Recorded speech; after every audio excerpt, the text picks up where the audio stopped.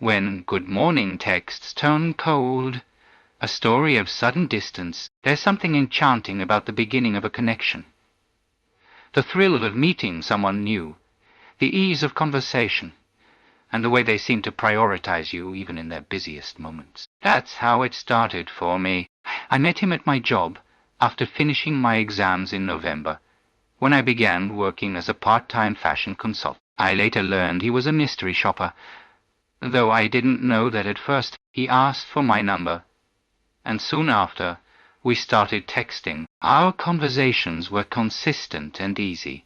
He asked about my day, how I was feeling, and things as simple as whether I'd eaten or when I usually sleep. It felt natural, and I admired how intentional he was, especially since he had a demanding career. One evening, after a few days of chatting, he suggested we meet. We agreed on Saturday, my day off, though we didn't finalize the location. He was consistent in his messages, which made me feel safe in agreeing.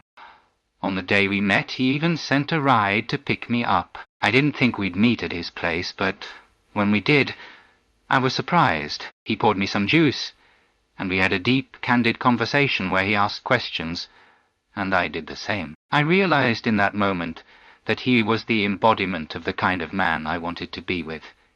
Intentional, smart, well put together, with an amazing career and a great family. He was 29, which felt like a huge gap in life experience and personal growth, especially since I'm only 21 and still figuring out my own path after finishing my degree. Despite that, I felt connected to him, and our conversation felt like it was laying the foundation of something more. The days after that were filled with more consistent communication. He'd video call me, explaining how he preferred it over texting because it felt more personal. I loved the idea of it and felt even more drawn to him. As the week progressed, he invited me to visit him after work, offering a quiet place to unwind before heading home the next day. I agreed, and when I arrived, we spent time cuddling. He didn't try to make any moves, which I appreciated, respecting my boundaries. The next morning,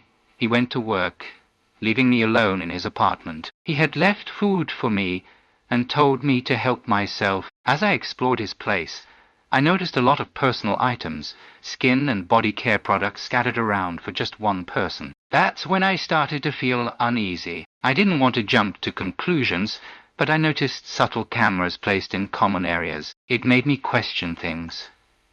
Why would he leave me there alone, knowing so little about me? Despite the unease, he continued texting and checking in on me. Later, I went home, and he offered to send me a ride, but I declined it graciously. The final text he sent that night was a thank you for tidying up his place, and that's when everything started to change. The next day he texted to say how hectic his day was, mentioning he'll speak with me the next day. But that never happened. Over the following days, his texts became fewer and farther between. The good morning messages were still there, but they were followed by long periods of silence. He didn't respond to my messages or return my calls, leaving me feeling confused and hurt. One evening, he called while I was on my way home, but we couldn't talk much. He texted me later to ask me to let him know when I got home, mentioning that he had a late night polishing a project. But when I texted him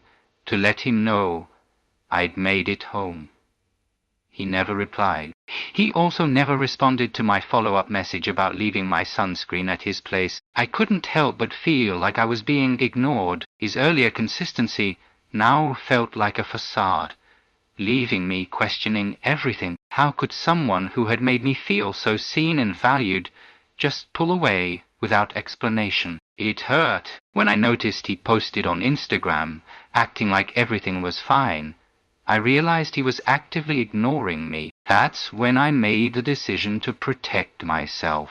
I unfollowed him, removed him from my followers, and blocked him from calling me. I wasn't angry. I was hurt.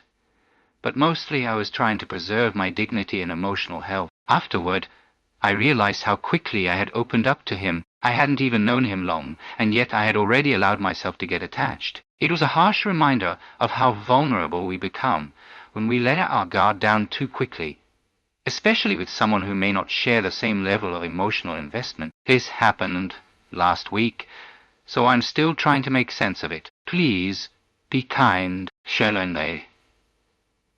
I see. Share him I